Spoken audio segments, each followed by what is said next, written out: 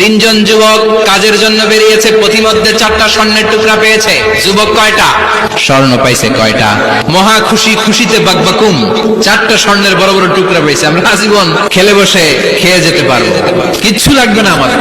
3 বন্ধু বলে ভাগ করি, আরেকজন বলে ক্ষুধা লাগছে, একজন যা বাজার থেকে রুটি কিনে নিয়ে আয়, খাওয়ার পরে ভাগ করবো। একজন রুটি কিনতে গেল, শয়তান 2টারে বুঝায় ওইটারে মারতে পারলে ভাগ বাটোয়ারা সহজ হবে। তোরা 2 জন স্বর্ণ 4টা, তুই নিবি 2টা, ও নিবে 2টা। হিসাব সহজ না?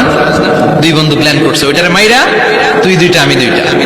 যেটা রুটি আনতে গেছে প্ল্যান করেছে রুটির মধ্যে বিষ মিশায় নেই, তাহলে বিষ খাওয়া রুটি খেয়ে ওই 2টা সে সব পাবে, আমি পাবো, ভাগাভাগির কিছু নাই। 4টা স্বর্ণের টুকরার মালিক আমি। রুটির মধ্যে বিষ মেখে নিয়ে এসেছে, ওই 2 বন্ধু প্ল্যান অনুযায়ী ওইটারে ধরে মেরে ফেলছে।